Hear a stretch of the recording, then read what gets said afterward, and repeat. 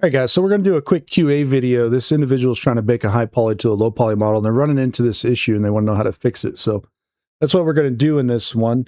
And just a fair warning for all of you, if you are running the newest version of Blender and you're trying to send files back to another person that uses an older version, it is royally screwed up. So what I'm going to do here is start a new Blender scene up. I'm going to import that or append it, and then you can't, don't do that basically, because it has all kinds of weird errors, and it's, it's not that you expect your software to be forward compatible, but I just didn't expect it to be that bad. Like, it's almost unusable. And it's one of the weirdest things that I've seen so far from a Blender release anyways. So anyways, now that we got it in a new scene, that's good. Let's go ahead and let's change a few things here real quick, so we're not all over the place. And I'll explain what was going on with this here in just a second. So, all right, so this individual has a high and a low poly model, and they're in their own collections, which is good. That's the way you want to do things. But this low poly, when you're baking it, you see the origin point issue here? That's not, you want your origins like with your objects. I know this looks like it's been mirrored, so let me clean all this out real quick. But yeah, it's like weird stuff going on in Blender these days. Anyways, so here's the deal. When you're baking this, you have two objects, and the third one here as well. And when you're using the auto cage feature in Substance Paint, or even in Blender or wherever you're baking, it's doing something like this. So when you Alt S in edit mode, and so the cages are going to cross over each other, and you're going to start pulling normal data from one object to the other object, and that's why you get all those artifacts.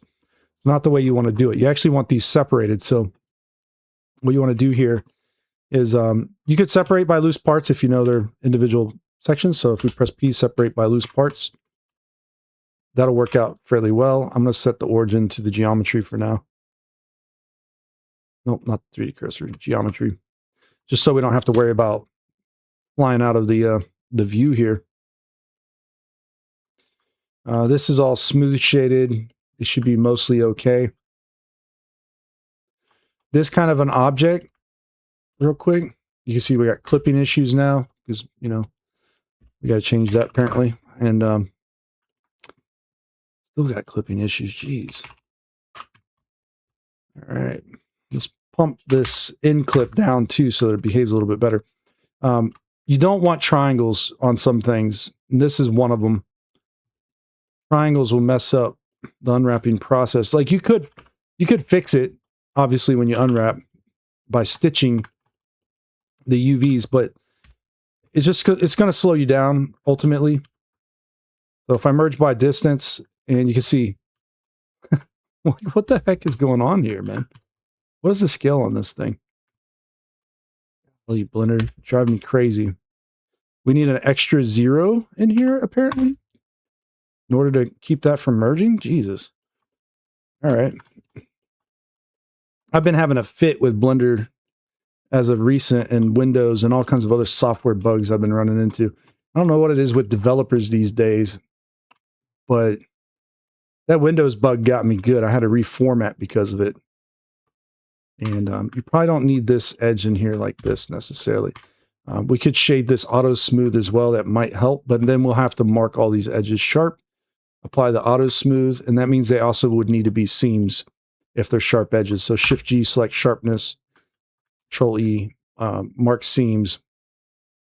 Now, realistically, you could have left it smooth shaded. It would probably be fun. Okay, so that I'm just kind of pointing out what would happen there, but smooth shading does work. I'll show you how this actually works out here in just a second, and why it works. And we'll do that to this one too a little bit. But the main thing is that we need them all broken up in different little parts and pieces. So let's say we got, let's just call this the first wire 1 underscore low, lowercase, okay? Wire 2 underscore low. We'll call this tape underscore low. You see we got a little bit of weird shading on this. This can be optimized further so you don't get all that weird artifacting. You can dissolve like every other one, reduce it. I'll start cleaning that shading up because you don't want really thin triangles. And so this is what you have to do. If it's clipping into the other mesh, obviously that's not going to cut it. That's not going to work out. I'm going to press L, select by, yeah, seam is fine. And I should be able to just Alt-S it out a bit until it stops, okay? Now, I might not match the high poly quite the way I want now, but this is a real issue possibly, so we'll just go with this for now. We'll see what happens here ultimately by the end of this. But yeah, you have to reduce these to some degree. Maybe not too much, but yeah, to some degree it would help. And balance them as well, because it's not balanced out real well. I think we'll get away with this now.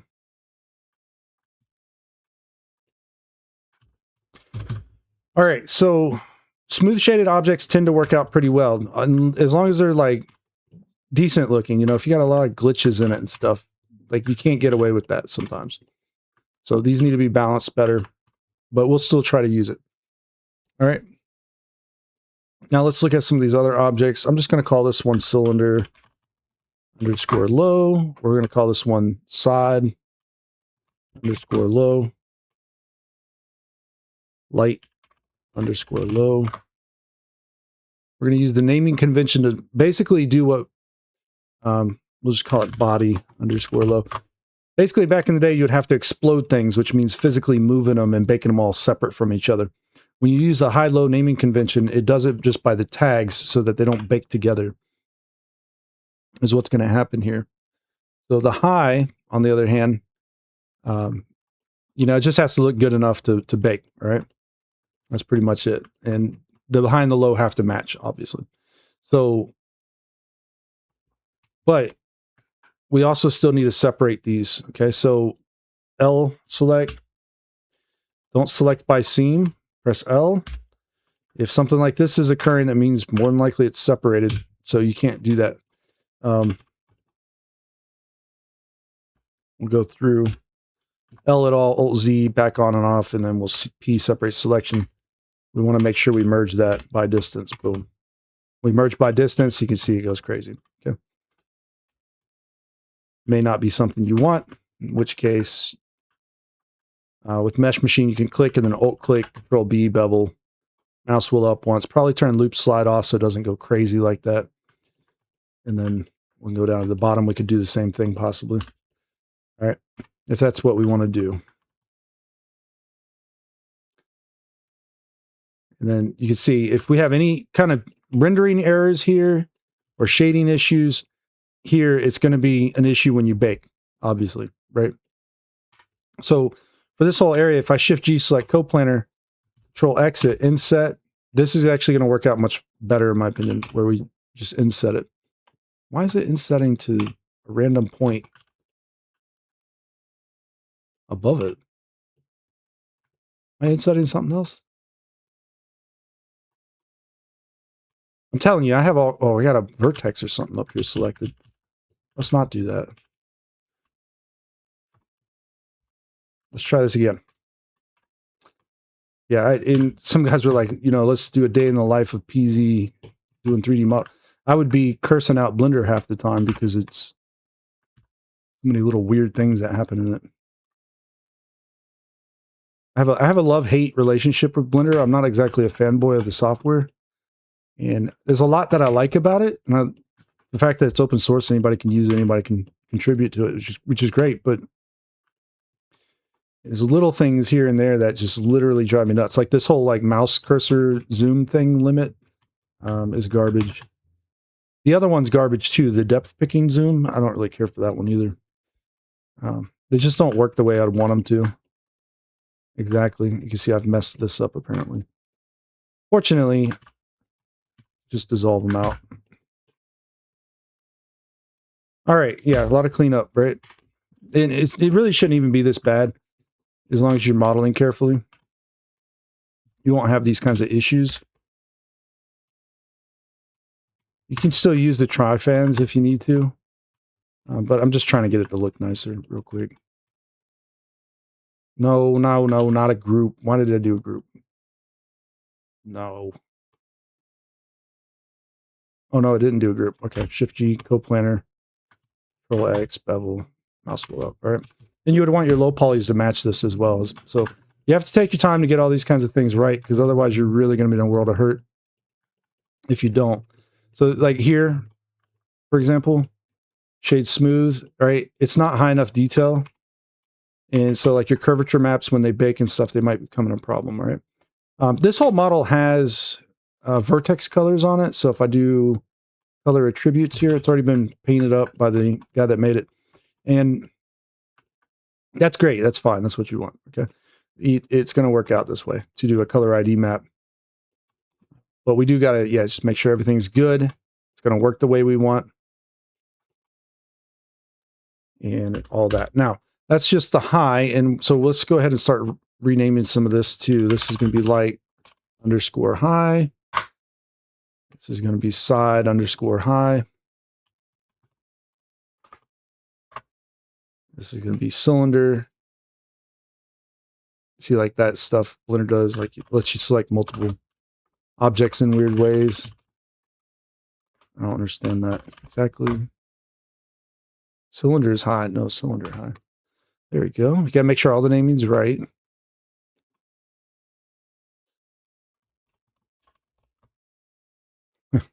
This keyboard drives me nuts. I bought it like about a year ago now, and it's, at least it hasn't broken yet. Blender will tear a keyboard up, absolutely.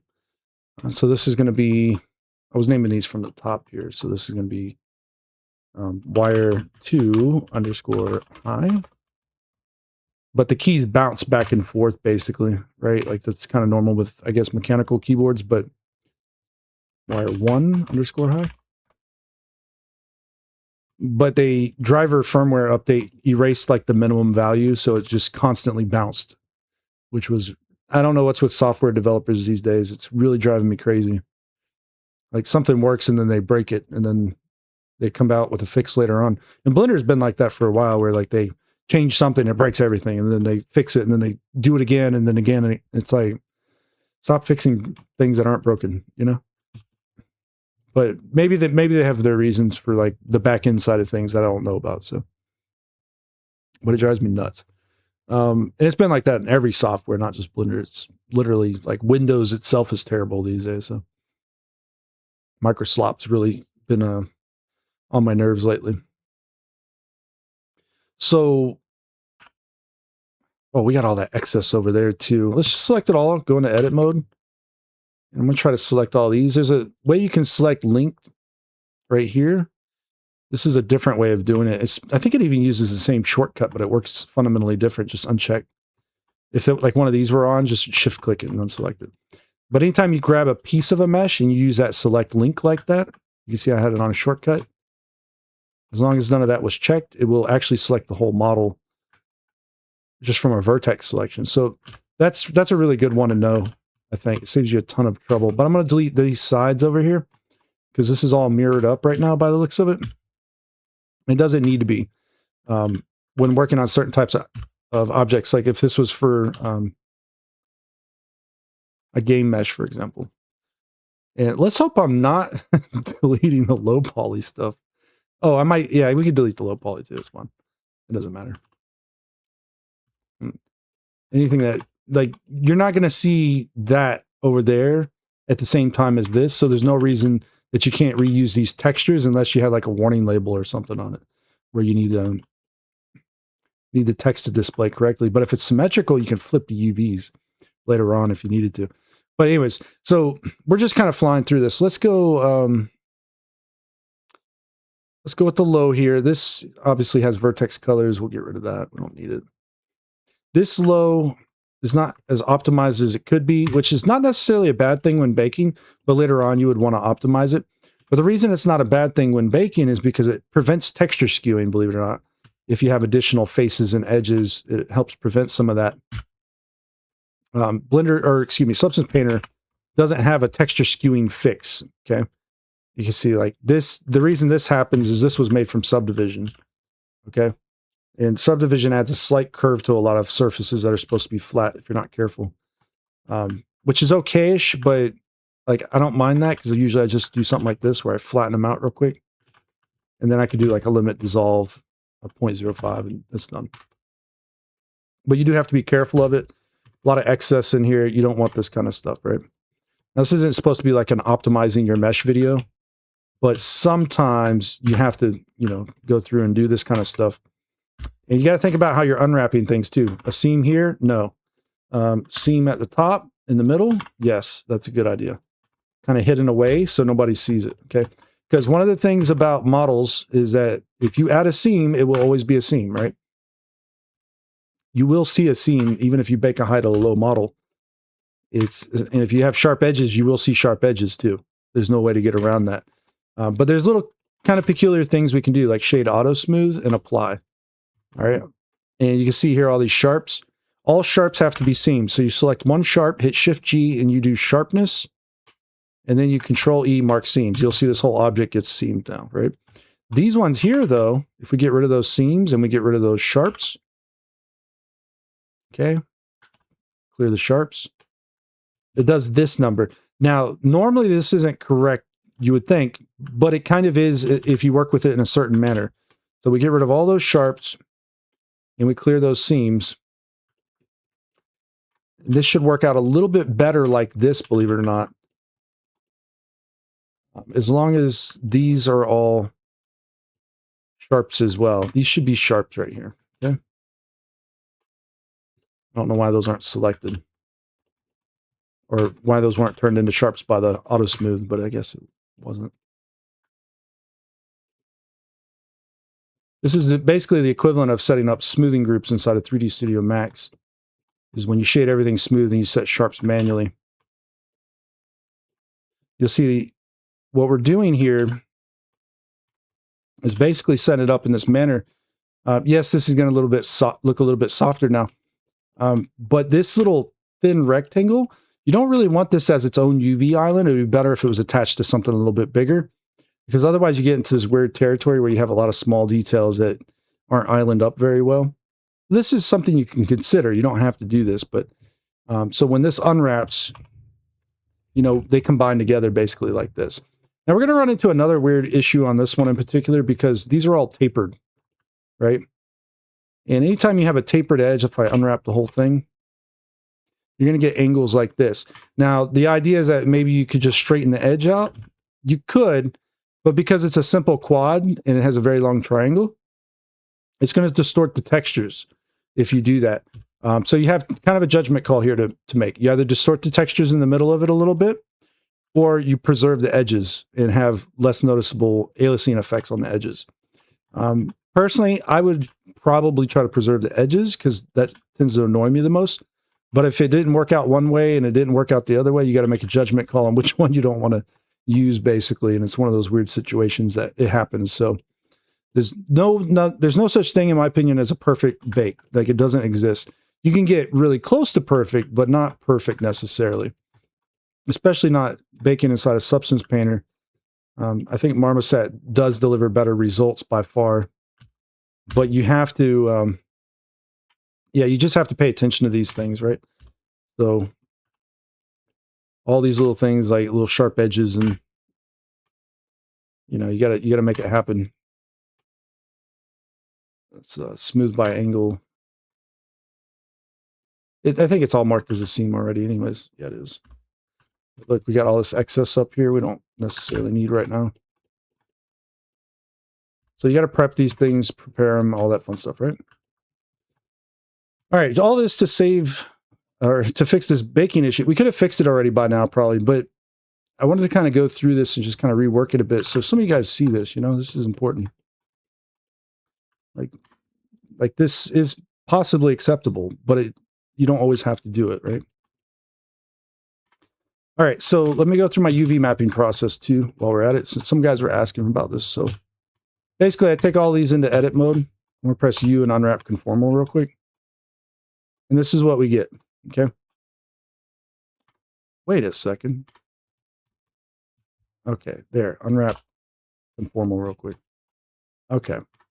So these wires are terrible looking, but if they're all quads, you can rectify them, okay? This is why sometimes you need mesh as quads. And sometimes it just doesn't work when you rectify with text tools. and another time it will. It's another weird bug. Text Tools isn't really updated anymore as far as I'm aware. And so we're running into this issue again where the Blender devs continue to work on features nobody really asked for when we need features like something like Text Tools or UV Toolkit by default. And so if I rectify these now, these will work out pretty well. Or not, for whatever reason. Who knows? Sometimes you got to rotate them and then rectify them. It's little weird things like that. Otherwise, you got to like unselect it, reselect it. It's like weird stuff, man. There's some issues with the add-on at this point. And I think they've always been there, but I just kind of always figured it out doing stuff like that. But I'm just kind of going through checking things. So normally my actual workflow is something like this. I will select everything, go into the UV editor, scale by S0, and I'll do this number and add a checker map. So I know everything's unwrapped, and then I'll go through things one piece at a time and unwrap it and fix the UVs on it, right? And then move it out of the UV space, and then I'll do the next object, and I'll do the same thing over and over and over again. I don't care if they're the right sizes necessarily, although with the checker map, you can actually start getting the texel densities correct where they all match each other if you wanted to. I'm going to Control Z back because we're pretty much good to go. So I can get back to it. There you go. So sometimes smaller things as well benefit from being a different texel density. Like these can be larger. They don't necessarily have to be as small. Like the body piece can be a little bit smaller. It'll be fine. It won't be as noticeable as some of these other pieces anyways. Like they need more detail on them. So that's a judgment call there, but you can set that up according. So yeah, we can do that. We're just going to pack it real quick. Pack islands, cardinal. I know I'm going fast, but I'm trying to get to this baking part, you know. Let's pack it. Okay. We don't need that much spacing. We can pack islands until we get it right. Cardinal just prevents it from going like 45 degrees. It's going to keep it north-south, basically. East-west. 90-degree rotations. Yeah. So we need some spacing in them, obviously. Otherwise, we end up into an issue. Especially if this was like low resolution. It's very important. Using machine tools to just align with Alt-A, right? You can hit SY0 or whatever you need as well. SX, SY0. And that'll flatten them. Or you can right-click and use like straighten or auto align or whatever. And why are these coming in like that? Which one is this? I think it's this one. It is. Okay. Let's flatten them on both sides. And all this we can dissolve. Control number-pad plus to select more. We don't need that. Not like that just right yet. Okay, so let's select all of these. And then we're going to use hard ops. Hit Q, add a modifier. We're going to add a triangulate modifier. Go to the modifier tab. Hold down Alt and click keep normals. That's going to update all of them. Hold down Alt again and then bump that down by 1. That's going to triangulate all the quads. Basically, if you use 5, it preserves quads. It triangulates n-gons. If you use 4, it triangulates everything. That's not a quad, right? Or a quad or above or whatever. So, but this is what we're going to end up getting out of it. Not too bad, right? So let's take a look at our layout here again. I just want to kind of go through and make sure these are all matching. So we got body high, underscore, body low. We got cylinder. You got to make sure it's all typed in correctly and just double check it real quick. Light, high, light, low. Make sure you don't have like double underspaces or something like that. Side, high and low, tape low and high. Whoop, we don't have a tape high.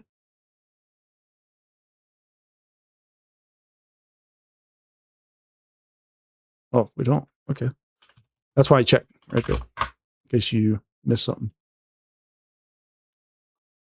Now we got a tape high, tape low, wire 1 low, and wire 2 low. Should match with wire 1. And okay. So the way you can check this, actually, whenever you're selecting anything, you Alt left click, you can get a list of everything under the mouse. And what I'm looking for is if I click in just this area, I should see the same names, wire 1 high, wire 1 low, basically. And the same's true over here, right? Or here should be 2. Okay. So basically that's good to go now at this point. This is prepped as good as it's going to get for the low. So what we want to do is we take all of this, export it as an FBX file, desktop, and we'll say this is light underscore fixture, selected objects, all the low, okay? Once we do that, we uncheck it, turn on the highs. We don't necessarily have to triangulate this because a lot of it's quads. It should come in fine, and it's a little bit higher density, obviously. You're going to run into a little bit of an issue with this one as far as baking goes, because look at these corners here. This is way too tight for any kind of useful normal mat bake for the most part. Like, it'll still technically help it a bit, but you're hardly, if ever, going to notice it. And one of the misleading things that a lot of guys have on is cavity. Cavity gives you a false impression of a bevel. It doesn't actually have that. So that's how sharp it is. So you got to be careful with that. You don't want perfectly sharp edges. Otherwise, it defeats the purpose of doing the bake at all. So let's just export it real quick. And we'll say light fixture underscore high. Selected objects only. Boom. Let's go to Substance Painter, right? All right. So now we're in Substance Painter. We're going to click File, New. And if you're using the Blender template, this is misleading. It doesn't work correctly. Compute tangent space per fragment should be on. Blender can use both, like vertex shading and fragment shader, I believe anyways. So, but by default, I think that's the wrong setting to be using with it off. But that's what Substance did, so who cares? Whatever. The light fixture, FBX file, we load it, compute tangent space per fragment. All the other stuff should be mostly off, unless you want to, tweak something. Right? So anyways, it should be default. So click OK. And now we're like this. All right, and then we can bake. We can load the high poly. And we're going to go kind of fast. This is when we get our cage, and you can see it's way too much. So basically, you want to take it to the point you don't have any red, but you don't want to go much higher than that, generally speaking. Okay. Trying to get it just right can be a little bit problematic. Newer versions of Substance have like an auto cage feature where it tries to do everything correctly, which is nice, but what they need is skew correction, which they haven't done yet. One day they might actually do that. We could have tweaked the triangulation and stuff to make it nicer, but for now, I think we're okay. I'm just going to do kind of a test bake at first. Usually I try like 512s, so I don't have to wait forever for it to bake. And I'm just going to bake it out and see what happens. Okay, I'm going to turn that preview off. And so for the most part, it's looking okay-ish, but we are running into some issues, and some of these issues are the same ones that this individual is running into. And it should actually do the exact same thing. If I use like a 2048 and I bake, we should see kind of that same result they were getting, which was looking something like this. And of course, we're not even getting that right now. So just splitting them apart even helped, and make sure that frontal cage distance is correct. Because if I bump this up like this and use a default value, that's when that's really going to start showing up, because those cages are intersecting with each other. And that's the issue that was popping up, basically. That's why it looked like that. All right. And all the meshes were combined on top of it. So you weren't getting exactly what you wanted. So yeah, let's reset that lower to the point it's, not red, but it's decent enough. All right. Now here's the real trick to this one. It's a little bit confusing maybe at first, but there's this little match section here. We already did the naming convention, high and low. So all of those pieces will bake to themselves if we tell it to do that. So match by mesh name. Okay. If we do this right off the bat, it's going to look better a little bit maybe, or it might even look the same. And that's kind of to be expected. So the actual trick here is that you have to do this in multiple areas. It's not just here. It's going to be like possibly under thickness, only by mesh name, curvature, by mesh name. I don't think position has it. Ambient occlusion could also be by mesh name. Got an ID map in here. Your ID, this guy was going to use vertex colors, so you could use vertex colors.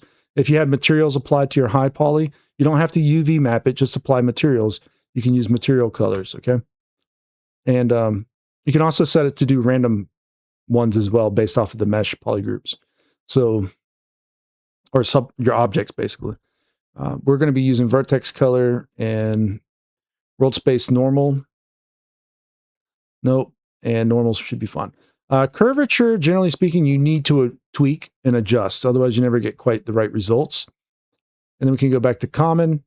Let's just do it at 1024 for now. Bake it. And now you're going to see that we get this kind of a result. But it doesn't really look like, you know, a good bake necessarily. Like it's okay. But what's the issue here? And there's a little issue down here too, apparently. I don't know what's causing that yet, but we'll find out in a sec. That's because there's no ambient occlusion between these anymore. All right. So they don't look like they actually are together realistically. So the ambient occlusion, sometimes you can actually leave this one the way it was. You don't necessarily have to separate them by polygroup or by mesh name, excuse me. But we'll get back to this point now. But it doesn't look very good right now because it's low resolution. Okay. This is also why you want to crank up that UV island size sometimes, because of little issues like this. More texel density, a lot of times can help a lot of baking issues. So you can see that's going to start working out. With the ambient occlusion on the way it is, sometimes you'll get dark spots in areas where mesh is missing. I guess we're okay for now. It's only giving us a dark spot on this side though. And sometimes we want that dark spot on the other side. Very confusing process here where it could be a runaway train. Like it'd probably be better just to have that geometry over there on the high and the low, to be honest, if you want that result. But if we were to, we'd have to, I think we'd have to split. Anyways, so I'm curious about this area here though right now. What is causing that exactly? That's the AO in the corner there. You can always check by hitting like B and running through your mesh maps and seeing which one's doing one, or your bake maps. You hit M for mesh maps, or excuse me, materials. And mesh maps here, right? Did they change the shortcut for that? They probably did, didn't they? Or maybe it's only in paint mode. Oh, they must have changed it. I'm always losing track of their stuff. Anyway, so yeah, M material. I think they changed it to like C. That's what it was.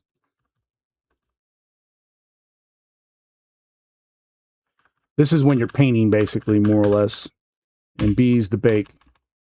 M's your material. Okay, so anyways, what I wanted to do was hit F3, look at the UVs here, see if we can see anything.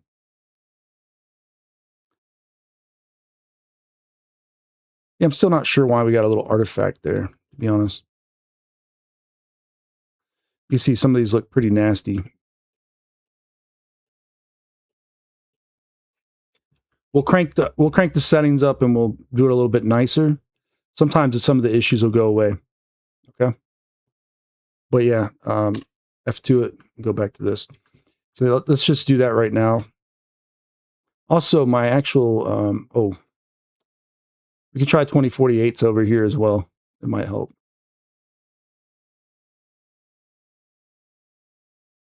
Well, a lot of back and forth, right? This is the way baking normally goes. It's like an entire process, guys. It doesn't happen by accident, and it takes time. We'll just do a 4x for now. Sometimes you got to adjust that rear distance as well, so be careful with that one because there's not like a preview for it or nothing. See, that one looked like it went away. That's usually because of UV islands and just low texel density. A lot of times, or just low resolution meshes. But why these two are still deciding to bake kind of awfully together, I don't really know right now. I think if I had to guess, the AO just does not like that at all. And it needs more resolution when baked. But that's interesting. That's a rather interesting one. That one disappeared. Who knows why, but it did. And our setup over here, these are looking much nicer now. You see, like they're getting there, but that's all texel density, guys. I'm telling you. This is starting to look good though. That's the main idea. This is probably what you're looking for.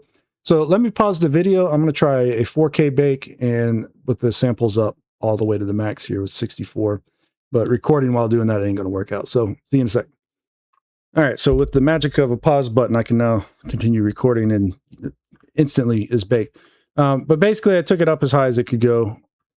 And you'll see it's still not, like texel density is still not perfect. But this isn't really that important. What is important is that the overall model is looking, correct. One thing I do want to point out, if you have sharp edges, like I said earlier, it will always be sharp for whatever reason. That's the result I always get. I don't see anything different.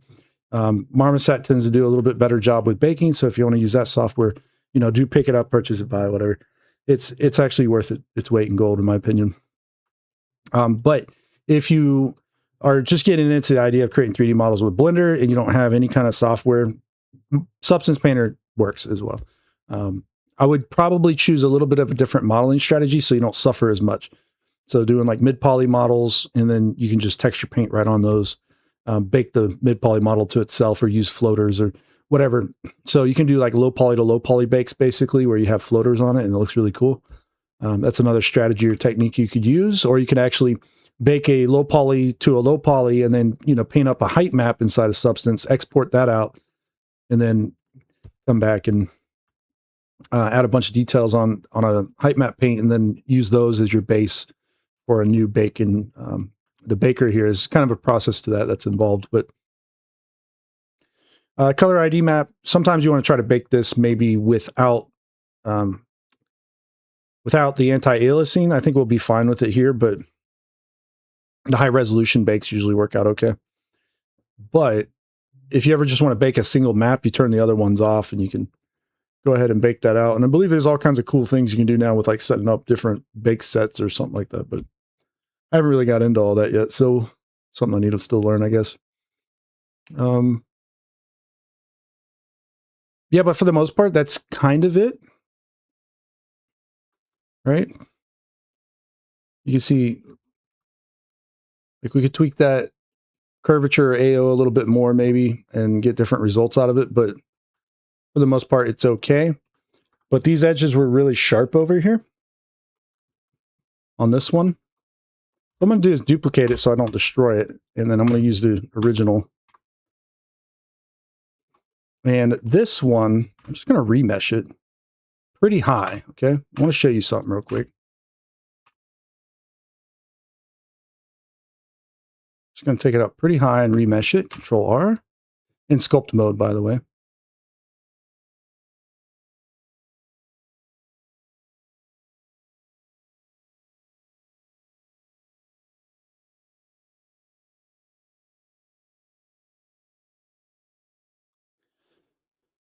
And I don't need that many faces. Let's try this again.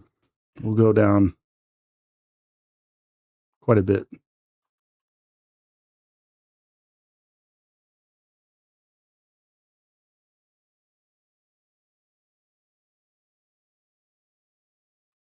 It's a rather bizarre result there.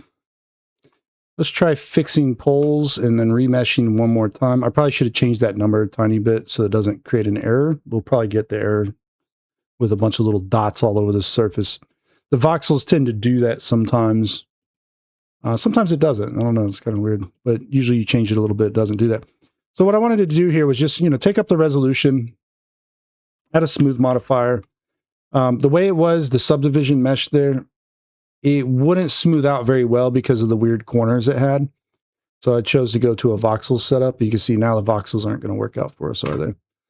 And we get into some weird, peculiar situations when we're trying to work with all these different tools. Like I can't see the number that I'm remeshing to, which is a problem. And the highest it goes now is there. So I don't know what's going on with Blender these days. It's like, all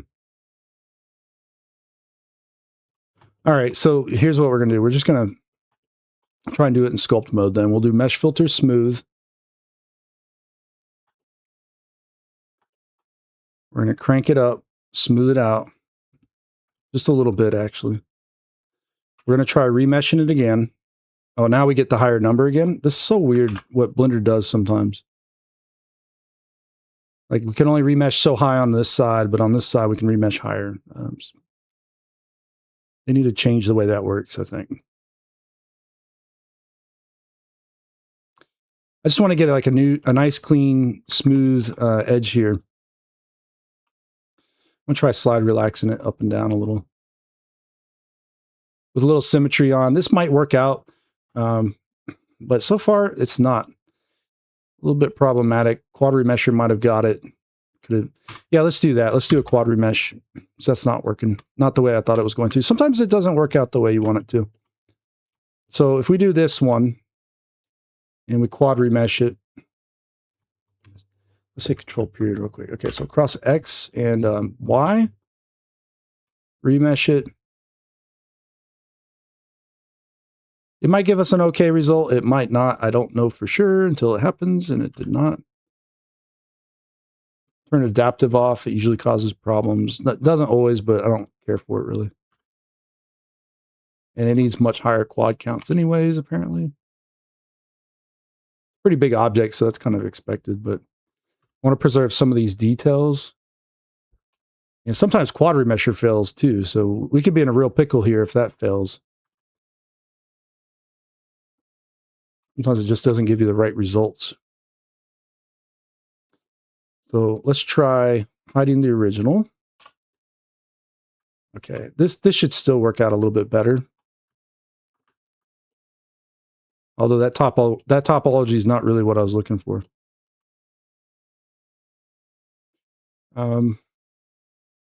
We could try smoothing it. We'll see what happens. I don't think it's going to work very well. Yeah, you see, so quad remesh is a fail in this case. There's a bunch of back and forth like this that can happen. I would subdivide it once or twice, maybe. Apply it, and then try the voxel remesher again. I know it's crazy workflow stuff, but I use everything as like a tool. I don't look at it as like it's going to be one way or the other. Because I like the way it's set up right now, but it's not smoothing well. And all I'm trying to do is show that you can take these things and a lot of times you make them too sharp. Sometimes you can work them out. And you think a cubic type shape like this would work out well, but in our case, it is not working out well. If you go into sculpt mode, you see it like hangs up on that smooth. Watch what you can do options and then turn on use deform only. And it should disable some modifiers, not all of them. But you can always try that or just remove it in general. What I wanted to do was try to fix poles again.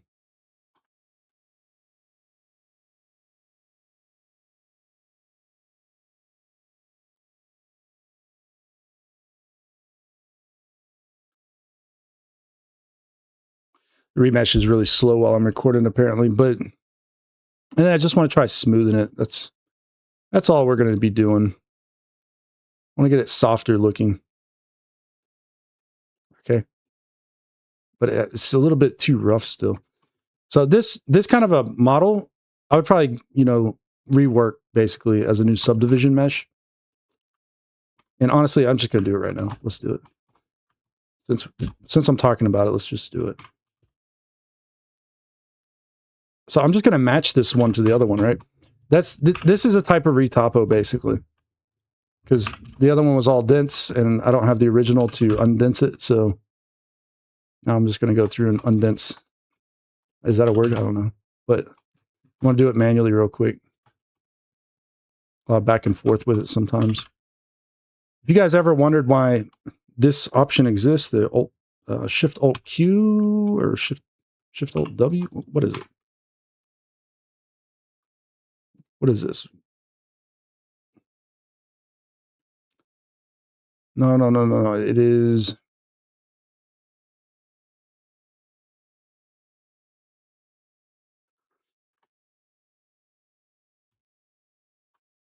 Okay, I guess it's not working. No, don't re-topo. That's a shortcut for it.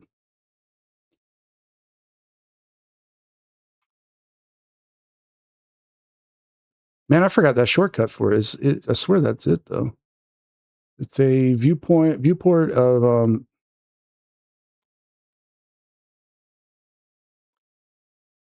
where is it at? It's in here, I swear.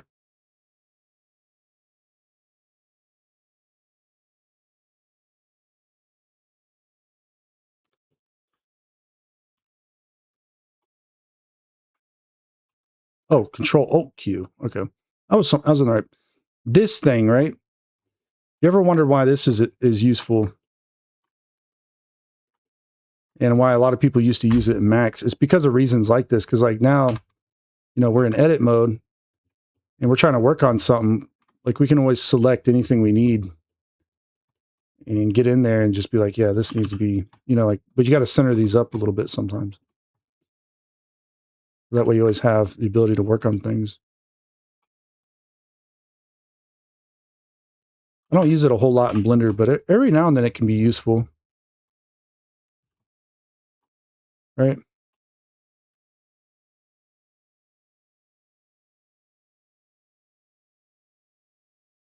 Oh, you know what? Actually, let's just do E and then Y, S and X, and we'll pull those out a little bit. They should line up pretty good. Yeah. Then we can just take all that and E and Z it. S and Y. We can come back in here and S and X if needed, or S and Y. Whatever we got to do there. G and Z it a little bit more. There you go. Should match, right? Let's just add a bevel to it. Subdivide it. We'll hide the original. Now we got a bevel going. It's subdividing, but you can see this is probably what this individual did as well. You have to add a couple supporting loops in the middle. It helps quite a bit. And occasionally you got to add a couple on these sides as well.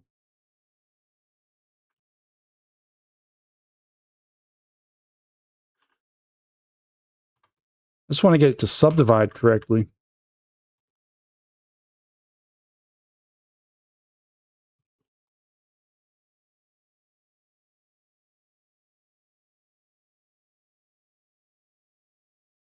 I don't know why we got a smooth biangle in there, but there we go. Is that starting to work? It's starting to work.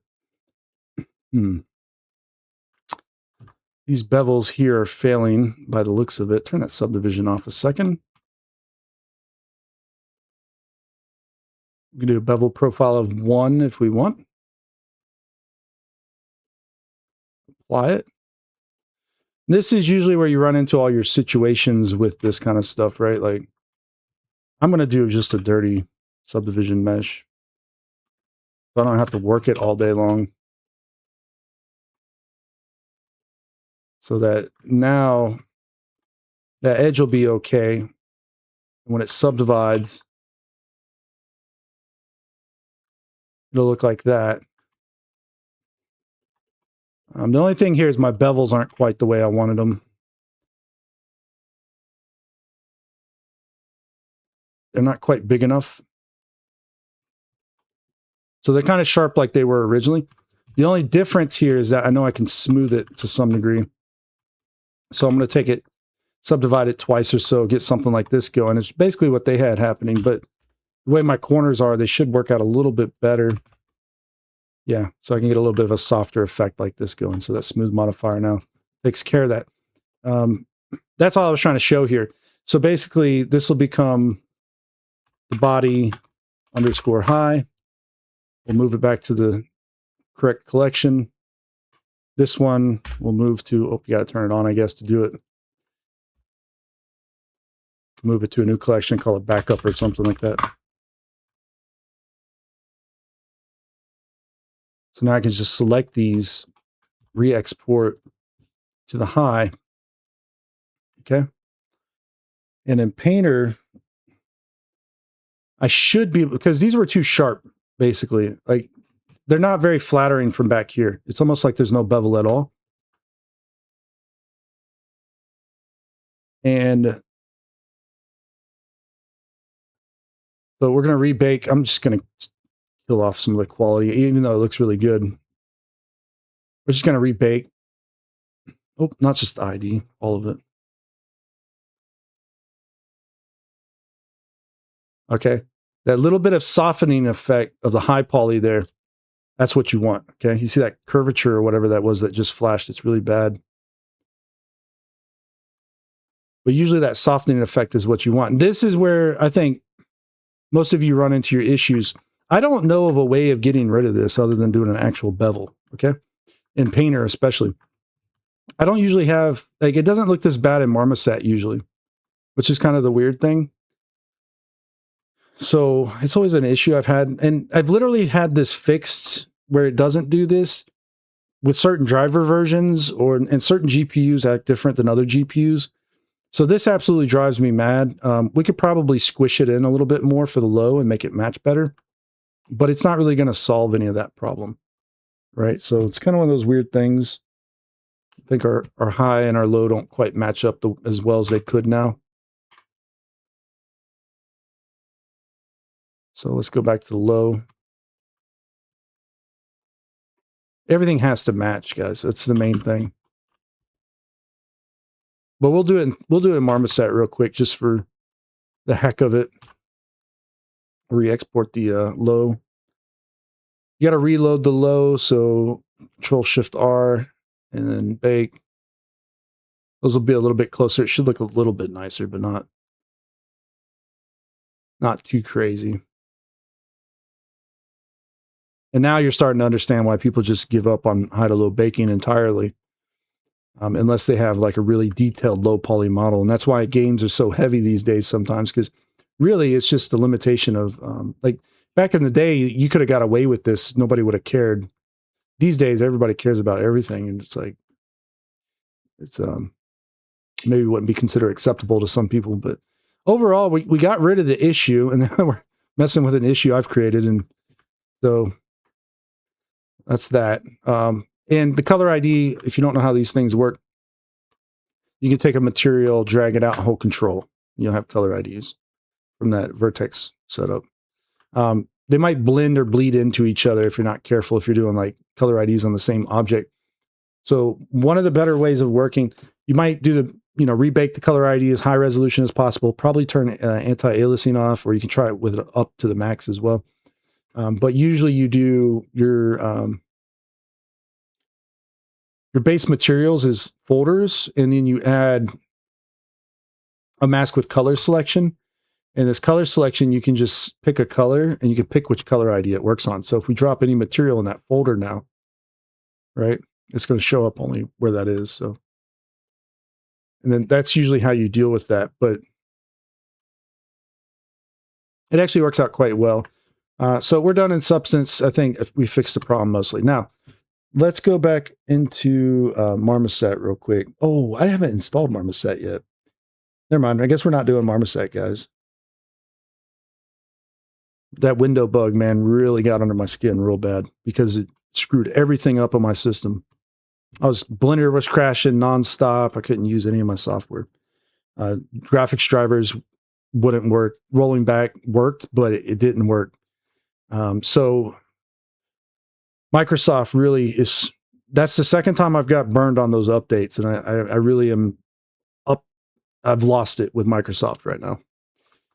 It's not, they're doing some very questionable things. They feel like a security vulnerability in themselves, right? Like they feel like Microsoft's updates feel like a virus to some degree.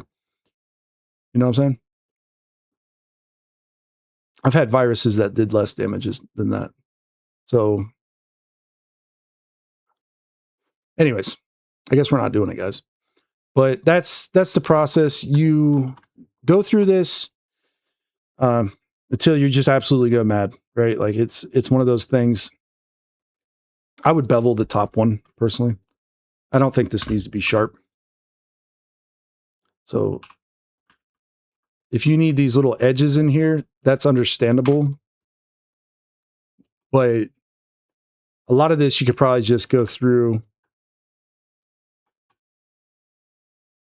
and you could probably just bevel. No problem. Oops, how did we get that down there? Let's get rid of that. I'm doing mirror selections usually on things like this. You can just select mirror, you know, use shortcuts, guys. I'm telling you, it'll save you a ton of time so we don't have to go click that thing every time. But yeah, you could do like a mirror if you wanted to. But see, if this was, why is it? Oh, it's just beveling weird because of the distances and stuff. This is why width is better, by the way. But the problem is they screwed width up too in at least the last version of Blender. I don't know if they fixed it yet. It wasn't working right. So much stuff. I'm telling you, I have a love-hate relationship with Blender because of these reasons. I'd rather just stay on like an old version at this point that I know works and not even bother with the new ones. Blender 4 series and 5 series has been absolute questionable, you know, as far as like usability goes. Like I just, it's driving me nuts. Like some things they've improved, obviously, and it works out well, but like this pinning of the vertex group and everything drives me crazy as well. You got to unpin it. Now you got to do the weighted normals under there, keep sharps if you need them, face influence and all that fun stuff. And if I got sharps on here I don't really want to use, I got to clear them now. Smooth by angle. That's not exactly what I want to do, smooth by angle anyways. I want to shade smooth, but I want angles or sharps in some areas. So fortunately we can like select the whole mesh maybe and do not select sharp edges necessarily. Why is that added there? I don't even know why they did that. Set sharpness by angle is also, yeah, up there and under edge, Control E. So that's kind of cool because you can do that and you can bump up that value a little bit maybe and see what it's going to do real quick. The seams, of course, get in the way. But yeah, something like that. You see, like we don't need to worry about this so much on a mid-poly workflow because just a chamfer with a weighted normal, it's like, oh yeah, this is okay. You can still bake this technically, right? Like if this was all unwrapped, it wouldn't be unwrapped like this because we have soft edges. Not all of these are sharp, obviously. We'd only need to break it where we need to, and that's kind of what this individual was doing from the start. So some of these would still need to be sharp edges, and the sharps need to be seams, right? So it ends up turning out something like this, and then I think this will work. We'll see. Let's go to the UV editor and unwrap conformal. Nope, conformal. We'll S them in a little. See, like they scale at different rates too. I don't really like that.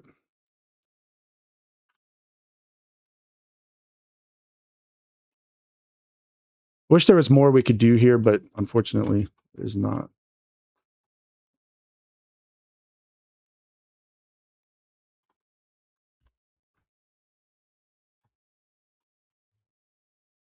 It's going to be a quick video, guys. I promise. Yeah. Heard that before, right? We pack these islands and we do kind of like we did before.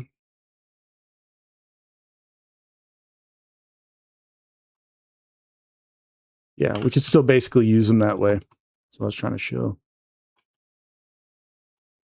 I'm not sure why these decided to bow out. Sometimes you gotta just, I mean, maybe it has a reason, but I don't know it. So I'm just gonna move them back. Oh, because they're tapered, maybe? It just got kind of weird.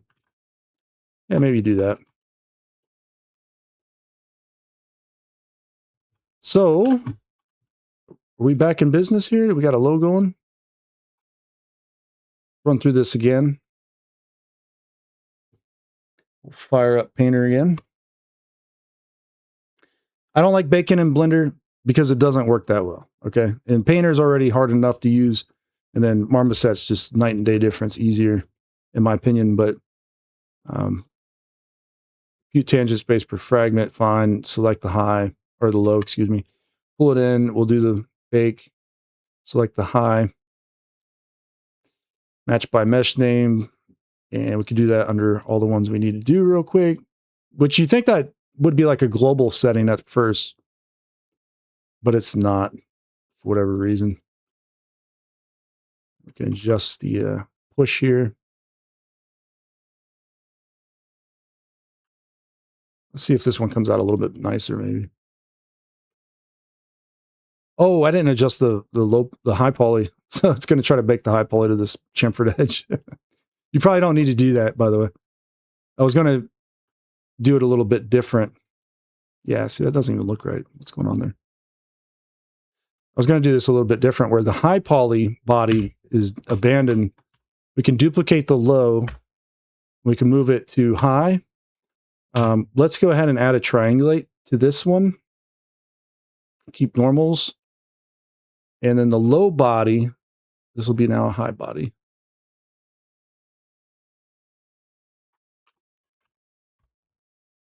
The low body, though, we're going to also triangulate and keep normals and bump it down. High can be quads. I don't see why not.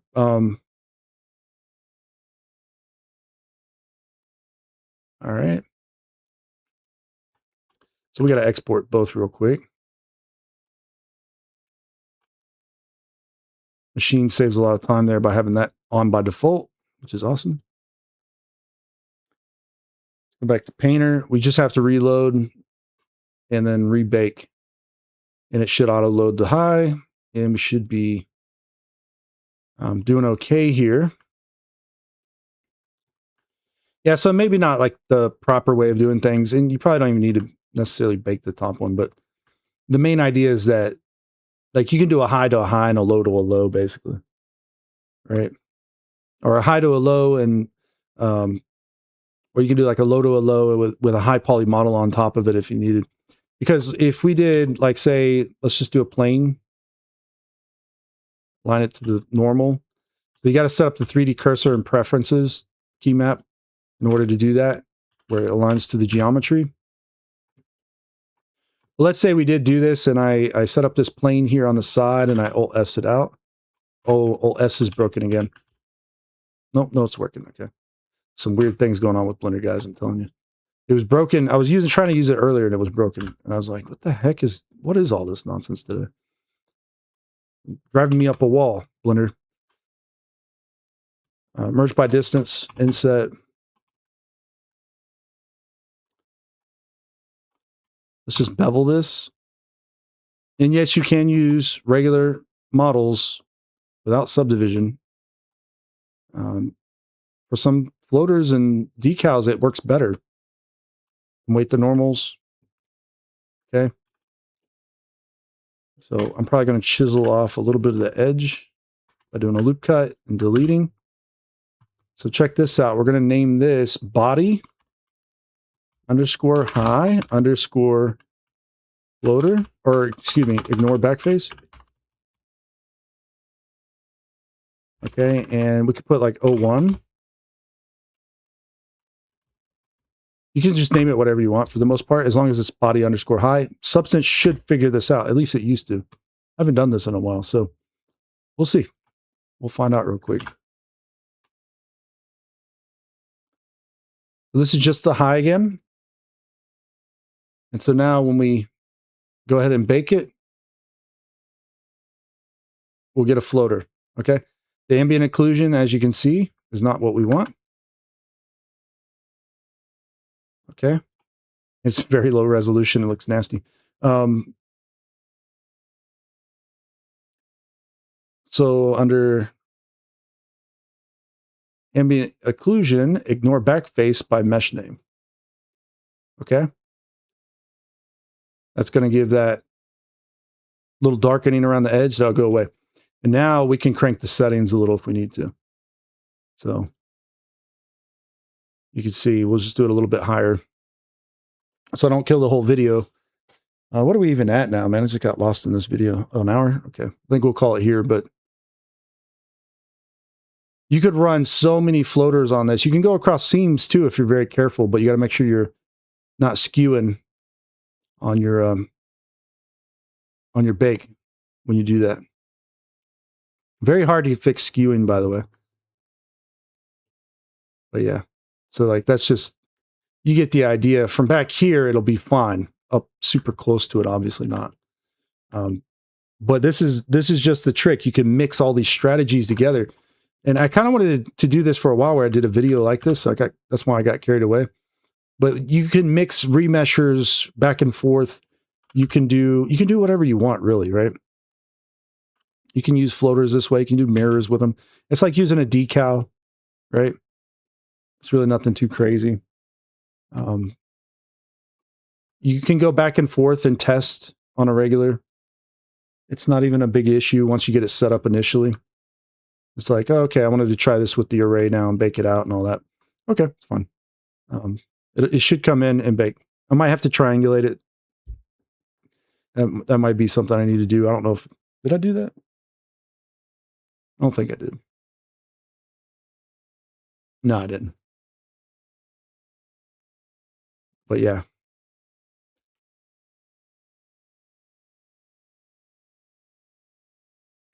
If you really wanted this as a one solid piece, you would have to do a retopo on it and preserve the holes, right?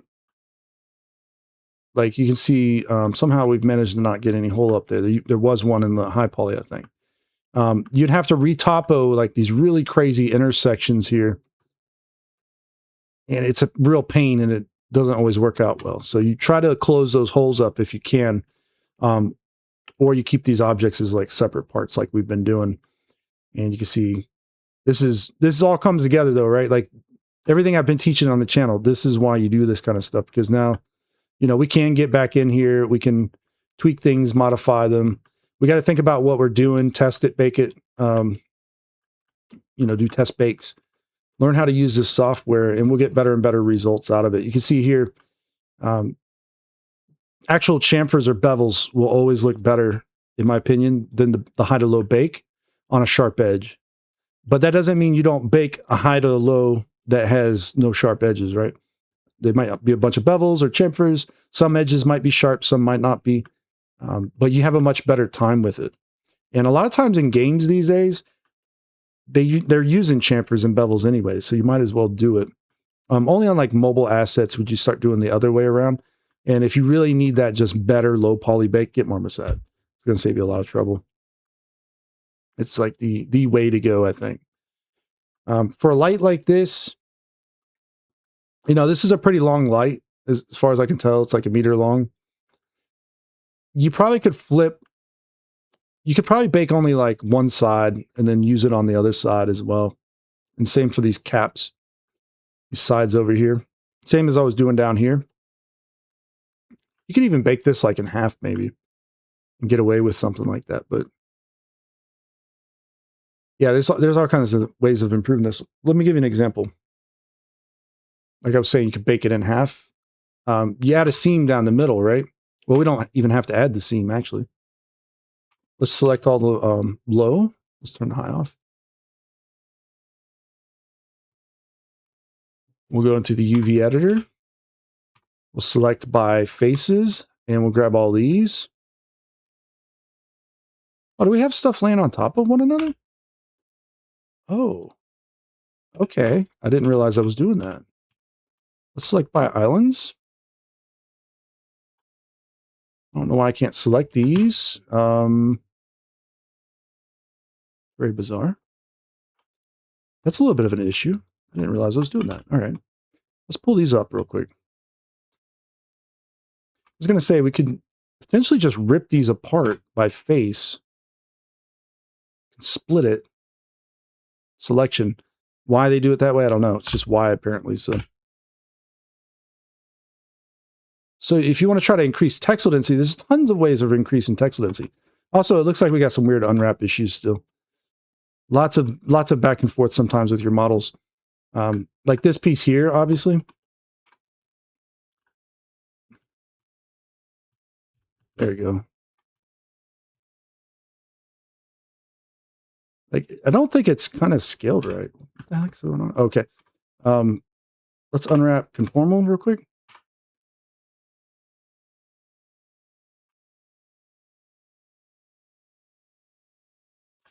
split, put them next to each other.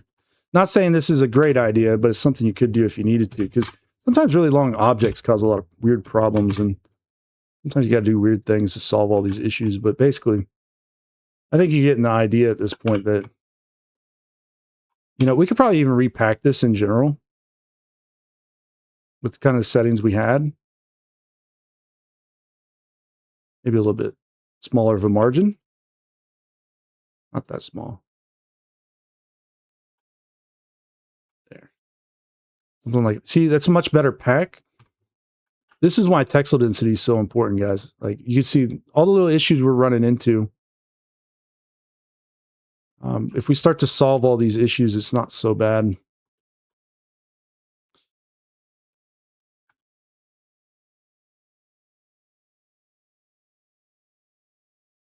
Alt Shift R. I'm going to remember this one day. Control Shift R, of course. Not Alt Shift R. Rebake it out real quick. It should have loaded it back up that fast.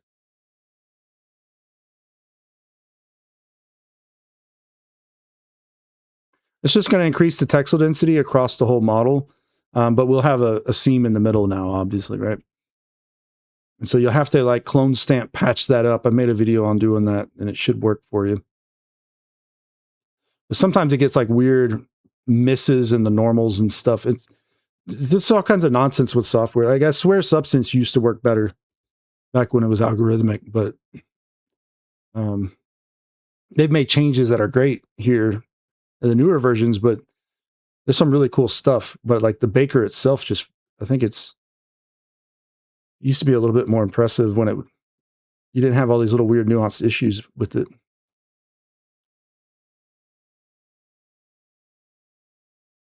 Like, you could do a seamless texture without having to tile everything necessarily.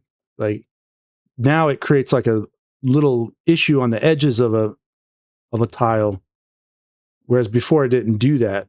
And I don't know why that is, but it's annoying. I'm not a software developer like that, you know. I'm not, and that's the goal. Like, for an artist, anyways, it's just trying to create 3D models and make things and get them done and going. The idea is not to develop software. The idea is to get things made for a bigger project. You know, we use the software because it solves a problem that we've been having. If it starts creating more problems, it's not really solving them, right? I keep saying this over and over on the channel where, you know, we want to get things done efficiently and effectively and fast, and we need tools to do that. Our job is not to create the tools or customize and configure the tools in a number of different ways to do that. Only in like a bigger organization could you do that. But on an indie team or a development team that's real small, you don't want to fiddle with software all day. That's not really, like, a game is technically software. You know, like if you're making a game, you're already doing enough fiddling around with that thing, let alone the tools to get the stuff made for it, you know? And that's just the nature of the industry, though. And it can drive you mad a little bit after a little bit. If, you know, things are just having issue after issue. And if you don't have like that kind of support on your team, like you don't have tech artists and stuff like that, it drives you crazy.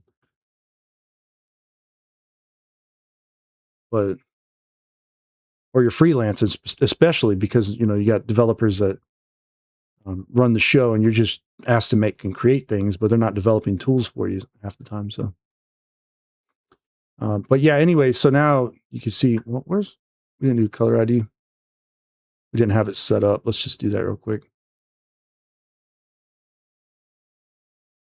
And this one, I would do higher resolution for sure. And sometimes you can try it without anti-aliasing.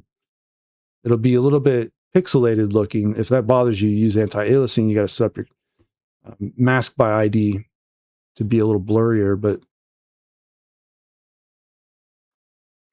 I just wanted something here so I could just drop like some metal on that. You see, like, that looks terrible. We can go with that for now, maybe.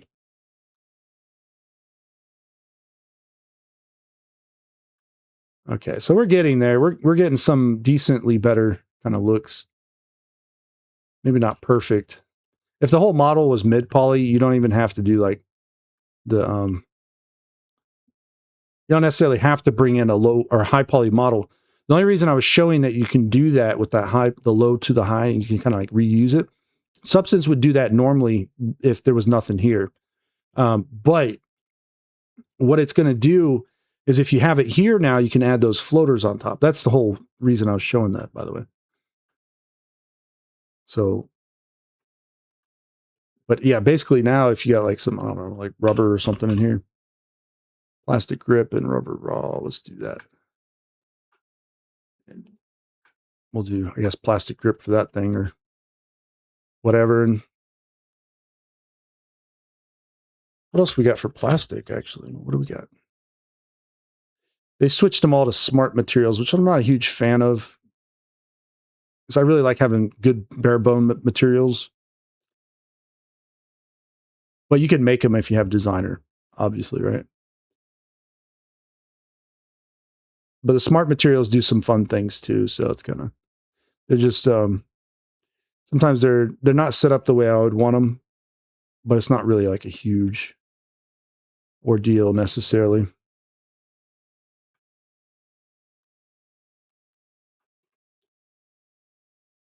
This right here, I know I've made videos about this kind of stuff before. I'm just going to tell you the easiest solution. Add more edges and make this smoother. And then you can dissolve them back out later on if you need to. If you want to optimize it more. Because this is really hard to fix without using either higher resolution mesh or doing a crazy custom cage, which I've shown as well, where you like squish the normals down so that you don't see that artifact.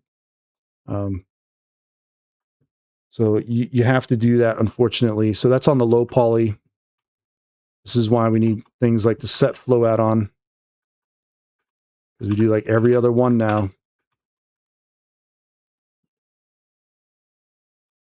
And it is a pain. All right, so all of these that are flat, which you might not even be able to tell very easily. Hear them cop cars outside. I don't know why this microphone picks up cops on the microphone, but nothing else really gets recorded, but the cops do. It's weird.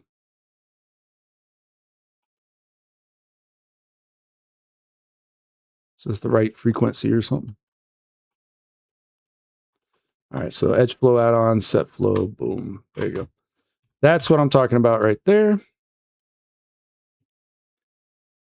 And now, so yeah, back and forth. Like, how many of you guys seen anybody doing back and forths like this? They don't usually do it because it seems like nonsense, right? But sometimes you have to do this to start getting used to it.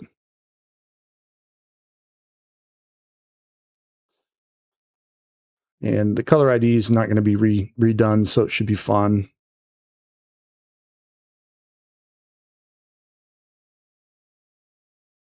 I wanted to just add those in real quick. Oh, we didn't reload it. It's baking the wrong mesh.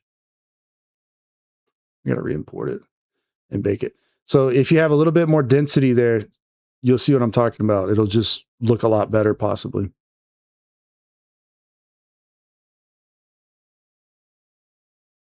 Models can be so specific with high to low baking on how the topology wants to work, or the triangles, and this is why it's so hard and people have so many issues with it. But now that we got that worked out that way, you see just a couple extra edges in there. It's closer matching now. Boom. Not even a problem. So if we were to ever export this out later on, all we do is we go back, dissolve. All right. And it'll still look pretty good. It might not look perfect, but it'll still look pretty good compared to what it baked at. And that's the main idea. You got to fiddle around with all this back and forth. And before you know it, though, like, it's going to be annoying to work with. I think it's always annoying to work with, but it just starts to make a little bit more sense. And sometimes you get like stupid stuff like this occurring with like the normals backwards looking. I'm not even sure why this freaking occurs half the time. You just check with B, see if it's a baked map, a curvature map. It could be the UV map. It could be a low or high, or there could be all kinds of stuff going on here that this occurs. It might need a sharp edge or something stupid like that. There's all kinds of things that can happen. If I had to take a guess, This is where I try to use seams only where they make sense, right? Putting one completely down the middle doesn't usually work out very well. But in this case, I think what we're looking at here is it's one of the materials, this metal brushed color selection. The mask on it, maybe? No. Sometimes it's weird stuff like a normal map or like a height, possibly, that does it. And it doesn't make any sense why, but it does. So in our case, it's using UV projection. Try triplanar. Why? Don't know. But that's how it works. So sometimes you gotta kind of just go with it.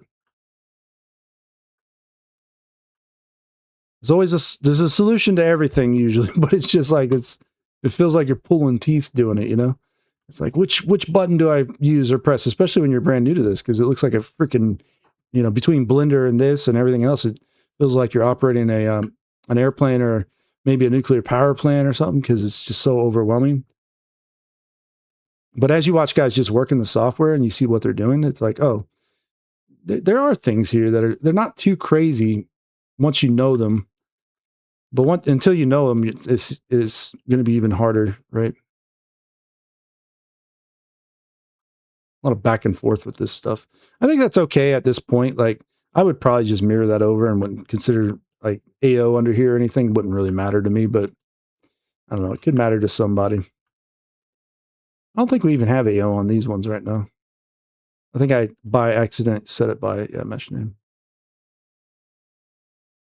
So if you need AO on both sides, you'll have to bake the high poly. You mirror the high poly over. You'll mirror the low poly back over later. Or you can do offset of UVs if you really wanted to, but I don't really care for doing that because I think it's too fiddly. So a lot of times I still explode mesh, and it's kind of a weird thing. Like some things I'll explode still, basically, if I can. By explode, I mean I just separate everything by parts, left and right, and all that. And sometimes I'll have duplicates for things to create AO in specific areas, and it's just weird stuff like that that could occur. Yeah, who knew this was this big of a problem, right? Just to get a light going. And now you got to paint like your emissive light in here and maybe lay in some extra texture and stuff. I don't know. Clone stamp it up. Seal the ends and all that. But yeah, it's starting to look the part, I think. I think it looks okay. And you definitely want to try a different environment. Any other environment as well. Just to make sure it's looking correct in different lighting situations. It should look pretty good in all of them. I really like this I don't even know how to say that. This top one, the top left one, that's the one. Yeah, I like that one. I'm gonna have to snag it out and put it in Blender. I think I already did, actually. Did I? Oh, that'd be under material preview. No, I'm using one. Oh, yeah, I did. I don't know if I snagged it out of that. I thought I got it out of Marmoset, but yeah, I guess I did. One or the other. I got it from one of them.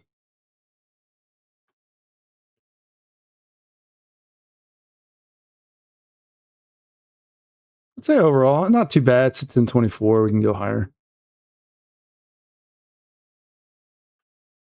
Do a 4K real quick. It's not good to work at 4K in my opinion, but 2K is good. You see, yeah, we could definitely push the qualities up here. This is not beveled at all right here. So that's the other model. This is the high, so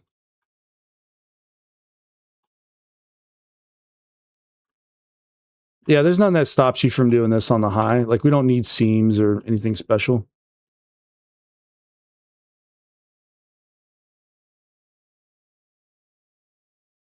We don't need sharps necessarily.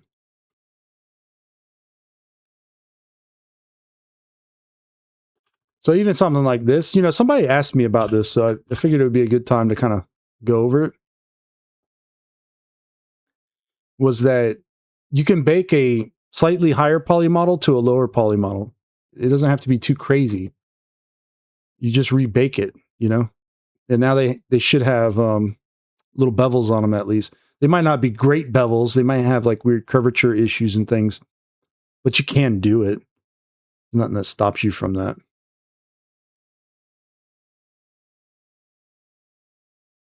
A lot of back and forth though.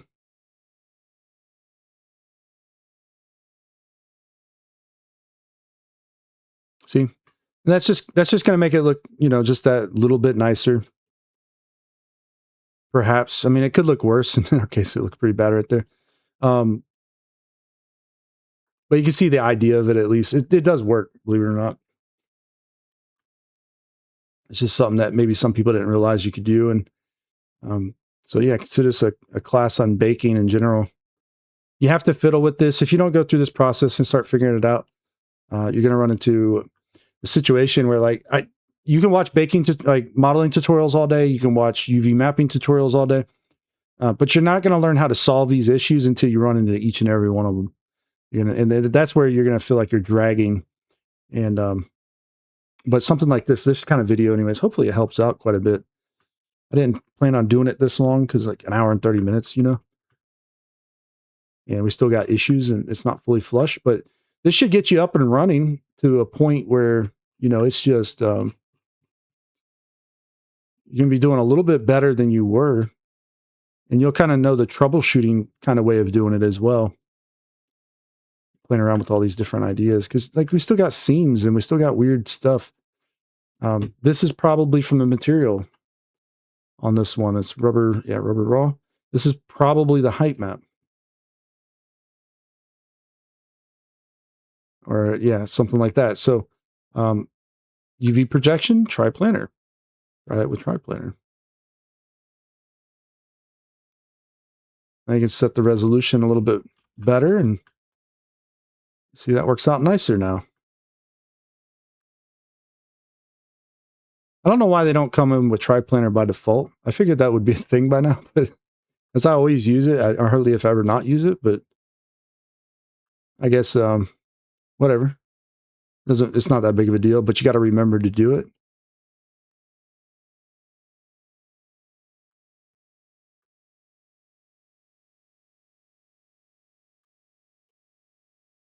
Anyways, yeah, so that's pretty much it for this one. I think we've solved most of the major issues here. This was the only thing he really asked about, but the rest of this, yeah, you get the idea now, right? So hope you enjoyed it. Learning all this stuff in Substance Painter and watching this video and all that. If you did, leave a like, subscribe, all the fun stuff, and I'll see you in the next one, all right? Take care.